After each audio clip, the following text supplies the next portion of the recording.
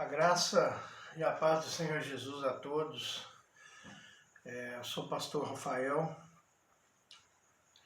e quero compartilhar, essa manhã de sábado, 28 de março de 2020, uma porção da palavra de Deus convosco.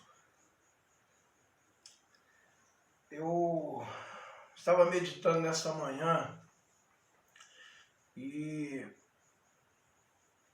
ali no livro de 2 Crônicas, capítulo 20, verso número 20, a parte B do versículo, a parte final do versículo, onde diz que crede no Senhor teu Deus, estareis seguros. Crede nos seus profetas e prosperareis. Na última semana nós compartilhamos algo sobre um verso, nesse momento calamitoso que a terra está vivendo, que está em Isaías, capítulo de número 26, e verso de número 20, onde nos mostra ali, que o povo entra nas suas casas, fecha as portas por um momento até que a ira do Senhor passe, E de fato isso se deu, esta situação se deu em função do que ele expõe no verso de número 21 do capítulo 26, ou seja, a iniquidade do povo, Já dissemos aqui, não nessa transmissão, nesse momento, que a iniquidade, de uma forma bem superficial, ela está relacionada com atos, imorais, no que tange à espiritualidade, ou seja, são atos de falta de moralidade para com Deus, Num outro contexto, de forma superficial ainda, segundo o que o dicionário Aurélio nos mostra a respeito dessa palavra iniquidade, nos diz que é um ato de injustiça, Porque, na verdade, são atos contrários à equidade, Aquela parábola, por exemplo, que vemos do juiz iníquo, porque ele não era justo, ele era iníquo, Então, quando nós cometemos iniquidades, nós estamos dizendo que estamos cometendo maldades, contra o nosso Senhor, sendo injustos para com o nosso Senhor.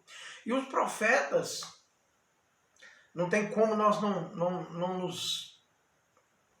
nos voltarmos, quando lemos Isaías, ao profeta que era seu contemporâneo, Miqueias, Se você perceber o início do livro de Isaías e o início do livro de Miqueias, estou aqui em Miqueias capítulo de número 1, que tem muita revelação, mas muita revelação, onde diz assim: palavra do Senhor que veio a Miqueias, morastita, nos dias de Jotão, Acás e Ezequias, reis de Judá, a qual ele viu sobre Samaria e Jerusalém. Então, ele era contemporâneo de Isaías, enquanto o povo estava, de fato, cometendo iniquidades essas, nós podemos ser mais específicos, seguindo após outros deuses. Eles estavam ali virando as costas para o Senhor e descumprindo uma ordenança que Deus havia dado desde Êxodo, capítulo 20, que diante do Senhor nós não poderíamos, o povo dele não poderia seguir a outros deuses, ter outros deuses, sob pena de ele visitar a iniquidade dos pais nos filhos até a 3ª e 4ª geração. É isso que diz ali o verso de número 4, do capítulo 20 de Êxodo. Mas aqui Miqueias, está diante do Senhor, recebendo uma revelação, uma visão concernente ao que iria acontecer, não só com Judá. No caso aqui, representado por Jerusalém, que era a capital, na verdade, do reino de Judá naquele momento, né? Mas também com Israel, que tinha sua capital por Samaria.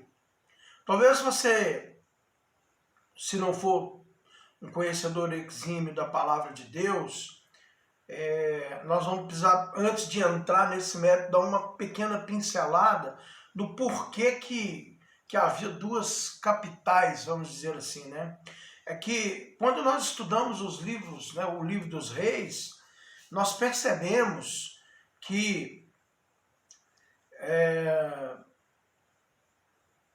depois que Salomão se tornou rei, né, ele cometeu alguns delitos. Por que não dizer que também iniquidades, né? Seguindo após as suas 700 esposas, princesas ou mulheres, né? E as suas 300 concubinas, como o capítulo, se eu não estou enganado, de número 11 de 1 Reis nos mostra. Se não for 11, é o 10, 11, né? Tá ali, logo no início do livro dos reis, né? Ele passou a adorar outros deuses, conforme os deuses das mulheres, né? Primeiro ele tomou para si mulheres dentre os povos que Deus já havia ordenado para que o povo dele não tomasse, né? Então, o erro, né? A direção errônea que Salomão tomou teve início aí. E, infelizmente, isso foi contado, né? Neste momento aqui de Miqueias. Perceba que o momento em que Miqueias está profetizando, que é consonante ao momento em que Isaías também profetizava, né? Não é mais o tempo de Salomão, mas as coisas que ele vai dizer aqui dizem respeito ao erro que Salomão cometeu lá atrás, né? Então, o que ocorre é que o seu filho de Salomão, por nome Roboão, ele toma uma decisão, né? O povo já não aguentava mais tanta exigência de Salomão e o seu filho Roboão toma conselho, né, com os experientes ali na época, mas resolve ouvir o conselho de outros, né, e diz que se a mão do seu pai Salomão foi pesada, que a dele muito maior seria. E resolve reinar ali sobre aquele povo, aspas, né, com um cetro de ferro, né, exercendo juízo, no que diz respeito ali aos tributos. O que foi que facultou essa atitude de Roboão? Me desculpe. Uma divisão do reino. 10 tribos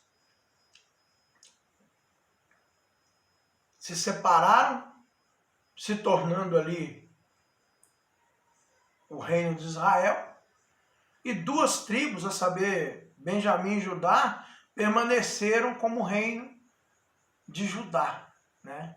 Tendo então sua capital como Jerusalém, enquanto as 10 tribos estabeleceram a Samaria como sendo a sua capital. Um problema, se não um erro muito maior, cometeu Jeroboão, porque com medo, a Bíblia também chama esses reinos de reino do sul e reino do norte, né? Então, com medo, Jeroboão, de que o povo, as 10 tribos, que era a maior parte, subisse para Jerusalém, conforme era uma ordenança de Deus. Você pode perceber isso em Êxodo, capítulo de número 23, né? Êxodo, capítulo de número 23, se eu não estou enganado, verso 17. Deixa eu conferir aqui, para ver se é isso mesmo. É isso mesmo, né? Diz assim: 3 vezes no ano, todos os seus varões aparecerão diante do Senhor. E lá, em Deuteronômio, capítulo 12, versos número 5 e 6, né? Deuteronômio é o 5º livro do Pentateuco, o último livro que Moisés escreveu, diz assim: mas buscareis o lugar, que lugar? Jerusalém, que o Senhor vosso Deus escolher de todas as vossas tribos para ali pôr o seu nome e sua habitação, e ali vireis.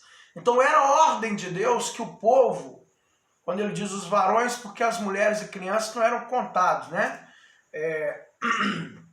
A partir dos 10 anos, né, os varões, os filhos homens, eles 10, 12 anos, eles começavam sim a exercer, né, essa adoração juntamente com os pais, né? Era corrente em Israel que os pais ensinassem os filhos, né, acerca da palavra de Deus. Não nesse momento aqui, isso veio depois, né? Mas enfim, deveriam subir a Jerusalém e adorar ao Senhor, né? E o verso número 6 de Êxodo 12 diz assim: e ali trareis os vossos holocaustos, os vossos sacrifícios, os vossos dízimos e a oferta alçada da vossa mão. E os vossos votos e as vossas ofertas voluntárias e os primogênitos das vossas vacas e das vossas ovelhas. Então eles tinham que subir. Ordenança de Deus, eles tinham que subir 3 vezes ao ano, né? Êxodo 23 e 17, a Jerusalém para adorar, segundo o que Deus, né? E aí nós temos que nos remeter ao chamar Israel, né? De Deuteronômio capítulo 6, onde o povo judeu entendia que o Senhor, né? Ele é o único Deus, a única divindade. Não havia outra divindade, né? E isso até então é percebido, né? Quando eles oram, ensinam seus filhos de que não há outro Deus, né? E amados, nós percebemos que tudo isso está acontecendo na terra, embora profetizado, profeticamente dito por Jesus no seu sermão escatológico, né, onde ele diz que viriam os primeiros falsos profetas, depois fome, né, guerra antes de fome, né, segundo o que Jesus disse, pestilências, né, as epidemias, e depois ele diz, Lucas capítulo 21, Marcos capítulo 13, Mateus capítulo 24, ele nos diz que haveria sim, né, terremotos, coisas espantosas, né, e depois ele nos diz da perseguição ao qual ele profeticamente estava dizendo que se iniciaria com seus próprios discípulos, né, como de fato ocorreu. Jesus não era, né, um megalomaníaco, ele era o Filho de Deus, né? Para ele dizer aquelas coisas naquele momento, para as pessoas que estavam ali, como dissemos na nossa ministração do princípio das dores, alguns podiam imaginar que ele era um louco, né? Porque uma pessoa que foi rejeitada, um profeta rejeitado pelo seu povo, a saber Israel, e depois abandonado pelos seus próprios discípulos, né, que fugiram depois da sua morte e ressurreição, mas tudo que ele profetizou veio a ocorrer. Inicialmente, inclusive, ele não era primitiva, e continua ocorrendo até os dias de hoje, como nós podemos perceber com essa pandemia, né?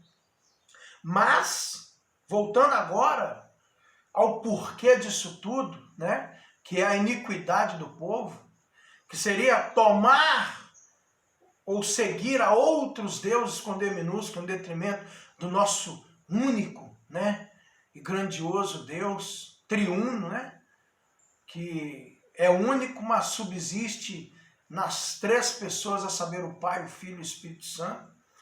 E tão somente neles, né? Não existe outro mediador entre Deus e os homens, senão Cristo Jesus, homem, né? Timóteo 2:5 diz isso. Então, voltando aqui, o rei Jeroboão, que tinha 10 tribos, né? Ali, Reino do Norte, sob o seu comando, ele decidiu, para evitar que essas 10 tribos subissem a Jerusalém, ele decidiu colocar um bezerro de ouro em Dan e outro em Betel. E disse àqueles judeus, né, chamados de israelitas naquela ocasião, que, na verdade, israelitas hoje, né, judeus naquela ocasião, disse a eles que eles poderiam adorar ali mesmo, que aquele era o Deus dos seus pais, né? E não precisariam subir a Jerusalém. Amados, isso ofendeu a Deus tremendamente, né? Primeiro que Deus nunca quis a divisão do seu povo. Isso aconteceu por causa dos pecados de Salomão, que começou a seguir outros deuses em função das mulheres que ele tomou para si, que não era dentre as tribos, né, dentre os povos que Deus estabeleceu, né? Muito antes, pelo contrário, ele desobedeceu drasticamente ao Senhor, tomando para si mulheres de povos que Deus ordenou porque ele não tomasse, né? E passou a seguir outros deuses. E Miqueias, é muito interessante o que Miqueias diz. Primeiro porque Miqueias, né, o nome de Miqueias em hebraico significa quem é como Jeová, né? E a exemplo de Amós, ele não era um discípulo, nem filho de profeta, não, né? Ele foi contemporâneo de Isaías, também de Oséias, e profetizou. Ele estava no reino de Judá, mas profetizava contra, né? Ou profetizava, as palavras, né, dele eram dirigidas ao reino de Judá, reino do sul, e ao reino de Israel, reino do norte. Então, ele profetizou na direção do reino do sul, Judá, e reino do norte,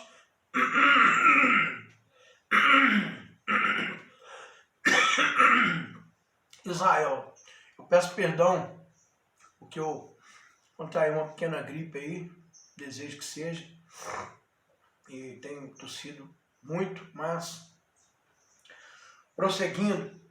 Então, e é interessante notar, meus amados, no capítulo, em todo o livro de Miqueias, que ele usa muito a palavra ouvir, né? Isso me remete à necessidade de o povo de Deus não somente ouvir, né, mas também obedecer. Quando ele diz ouvir, ele está dizendo o seguinte: olha, tem muita gente que escuta, mas não ouve. E se não ouve, probabilidade de obedecer pequena, né? Que eu e você não sejamos esse que apenas escuta quando algum profeta de Deus, né? Jesus disse que a lei e os profetas foram até João Batista. Isso não quer dizer que não tenha mais profetas, mas a maneira de profetizar seria modificada, como de fato foi, né? Porque a partir daquele momento o reino de Deus seria instituído, né? E para entrar nele seria com muita luta, força, né?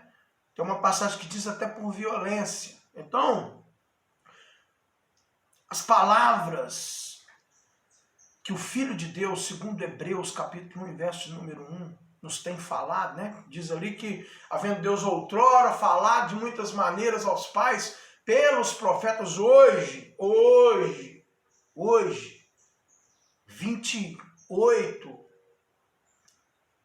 de março de 2020, ele nos tem falado por meio do seu Filho Jesus Cristo, a quem ele constituiu sobre todas as coisas, ele deu autoridade a ele nos céus e na terra. E Coríntios 15, 45 diz que ele se tornou o Espírito que dá a vida. E esse Espírito hoje está dentro de mim e de você, que creu no Senhor Jesus como seu Senhor e Salvador. Então ele usa, né? Ele usa os seus servos para profetizar. E que eu e você possamos ouvir, não somente escutar, mas ouvir e obedecer as palavras proféticas do Senhor. Mas especificamente no que tange a Miqueias, ele diz assim, eu vou saltar alguns versículos por causa do tempo. Ele diz assim, 2, ouvi todos os povos, Presta atenção, ó terra, em tua plenitude, seja o Senhor Jeová, testemunha contra vós, o Senhor desde o tempo da sua santidade. 5. Tudo isso por causa da prevaricação de Jacó e dos pecados da casa de Israel. Qual é a transgressão de Jacó? Não é a Samaria? E quais os altos de Judá? Não é Jerusalém? Ele está dizendo aqui, né? Qual é a transgressão do povo de Deus? Não foi estabelecer uma segunda capital, a saber, a Samaria? Se remetendo profeticamente à divisão que ocorreu, né? E aí depois ele diz, e quais os altos de Judá? Não é Jerusalém? Opa, está falando aqui agora de Judá. Espera aí. Israel cometeu um pecado gravíssimo, que era dividir o povo de Deus. Mas Jerusalém não ficou atrás, não. Por quê? O verso número 6, ele diz, e por isso, falando contra Samaria, por isso falei de Samaria um montão de pedras do campo, uma terra de plantar vinhas, e farei rebolar as suas pedras no vale, e descobrirei os seus fundamentos. Aí o 7, ele diz, e todas as suas imagens de escultura serão despedaçadas. Irmão, Deus odeia a idolatria. Meu amado, você que me ouve hoje, que ainda não é cristão, e talvez esteja seguindo outros deuses na ignorância, como eu o fiz no início da minha caminhada, como uma criatura de Deus, né? Até os meus 20 anos, segui após outros deuses, né? Achando que aquelas coisas iam trazer benefícios para a minha vida, quando na verdade eu estava ofendendo a Deus, né? Segundo a sua palavra. Mas vamos prosseguir. E todos os seus salários serão queimados pelo fogo, e de todos os seus ídolos eu farei uma assolação, porque o preço da sua prostituição os ajuntou. E em recompensa de prostitutas se volverão. E aí ele diz assim no verso número 9. Porque a sua chaga é incurável.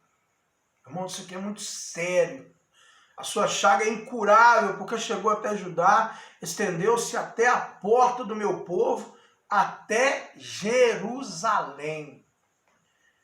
Não os anuncieis em Gate. Aí ele vem falando das cidades e fazendo como que uma analogia, né? Porque cada nome desse aqui significava... cada nome de cidade desse tinha um significado, né? Por exemplo, Gate significava anunciar, ele disse que não era para anunciar, né?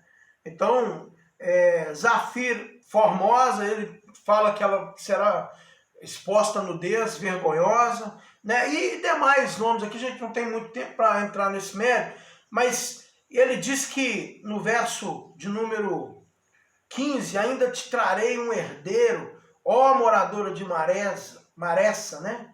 Que significa tomar posse, chegará a Adulão a glória de Israel. Adulão era uma cidade fortificada, que era exatamente a divisa entre Israel e Judá. Então, a glória de Israel, e aqui ele está fazendo, na verdade, que glória? Ele está falando de glória, mas que glória? Glória de seguir a outros deuses? Glória de que a chaga é incurável? Né? E aí no verso de número 16 ele fala, faza-te calva e tosquia-te, ou seja, os cabelos são a glória, né? O que ele está dizendo aqui? Olha, você não tem glória nenhuma, você tem que se raspar e buscar arrependimento, porque não há glória em ti, né? E disse aqui, por tua causa, por causa dos filhos das tuas delícias, alarga a tua calva como a águia, porque de ti foram levados para o cativeiro, né? Porque de ti foram levados para o cativeiro. Então, o que ele está dizendo aqui? Olha, não tem glória, não há glória em ti, não há glória. Por um lado me desculpa, as palavras são fortes, mas o desejo de Deus é que ele se arrependesse. Mas infelizmente, como ele próprio profetizou no verso 9, não havia forma, porque era incurável a doença, as chagas, né? E Deus teve, por força de profecias, inclusive, que julgar a terra. E eles foram levados cativos para a Síria. E eu quero dizer a você que o povo de Israel, aqui, essas 10 tribos, né, o Reino do Norte, eles erraram, sim, mas Deus não isentou, porque eles se apartaram, né, criaram uma nova capital, impediram, na pessoa do rei Jeroboão, impediu o povo de Deus de subir a Jerusalém, mas o que ocorreu? Eles, Deus não isentou Judá, Deus não isentou Jerusalém, né? Foi isso que o profeta disse aqui no verso número 5. E quais os altos de Judá? Não é Jerusalém? Ou seja, mostrando que o pecado de Salomão, né, fez com que tudo isso, a idolatria fez com que tudo isso acontecesse. E por isso ele julgou também Judá, né, o reino do sul. Ali aquelas 2 tribos que depois foram exilados na Babilônia, né? A Babilônia, ela se apoderou, né, da Síria e tomou Judá como exilou Judá, né? Dentre os quais foram Daniel ao exílio, né? E aí nós temos mais profecias, né? Por isso, meus amados, crede no Senhor teu Deus. Crede no Senhor teu Deus. Estareis seguros. Crede nos seus profetas e prosperareis. Aqui nós temos, irmãos, uma chamada, sabe, à obediência. Porque as coisas que estão acontecendo na terra são proféticas. As chagas do povo eram incuráveis, o povo não se arrependia, a iniquidade deles não se revolvia. Eles não se arrependiam de estar seguindo a outros deuses, adorando a ídolos mudos. Onde aconteceu isso? No cristianismo. Pegando as palavras de Miqueias e trazendo para os nossos dias de hoje. Irmãos, aconteceu no século de número 4, onde Constantino, se dizendo cristão, começou a dar benefícios para o povo cristão. E aí muita gente entrou para dentro da igreja sem ser nem mesmo cristão, nem sabia. Nem sabia o quê? Que a justificação era pela fé. Isso precisou de ser restaurado depois por Lutero, no século de número 16, né, 16º. Não sabiam nem o que deveria ser feito para ser salvo. Muitos incrédulos e entraram se dizendo igreja, se dizendo cristãos, né? O povo naquele momento cristão estava debaixo de perseguição, profetizado por Jesus, sermão escatológico de Jesus Cristo.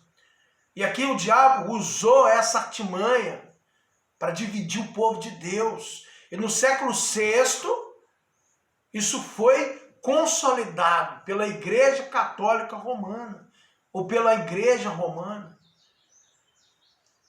Talvez você que me ouve possa dizer assim, você está sendo radical, porque você é cristão, você é evangélico, né? Eu prefiro dizer que sou cristão, tá certo? Prefiro dizer que sou cristão, porque ser crente, até o diabo crê e treme, né? Os demônios.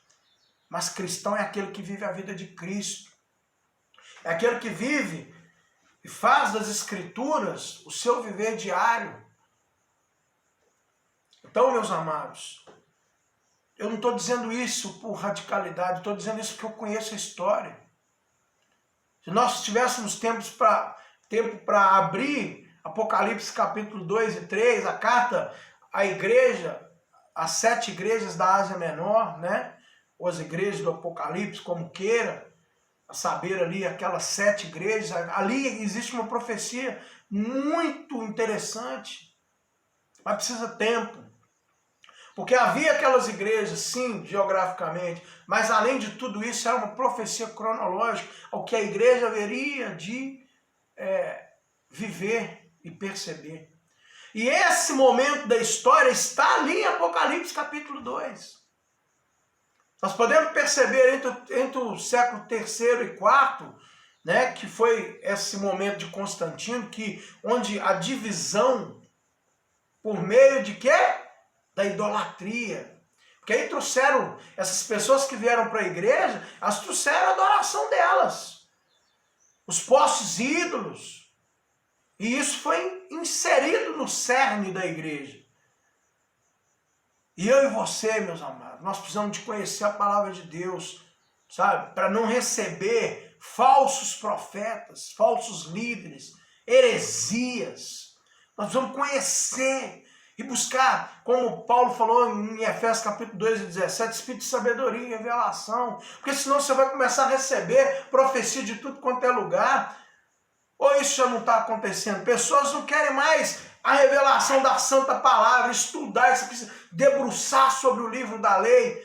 Prefere ouvir o que alguém vai dizer, eis que diz o Senhor, né? Fala o seu número de CPF. Eu quero dizer para você, não é que Deus não se preocupe com você e com a sua família, não. Mas a preocupação macro de Deus chama-se igreja. Porque é a igreja que ele vai apresentar, está lá no livro de Efésios, de forma gloriosa. É a igreja edificada. Por isso que eu e você precisamos de edificação. Precisamos crescer no conhecimento, na graça e na revelação de Cristo Jesus. Então, por isso, nós precisamos de nos voltar ao Senhor Espírito e clamar a Ele que nos dê Espírito de sabedoria e revelação. Para nós entendermos o que o inimigo, o anticristo, está fazendo hoje para dividir ainda mais o povo de Deus. Só que essa divisão ela teve início lá, século III e IV, está profetizado em Apocalipse capítulo 2, pela carta à igreja em Pérgamo, que significa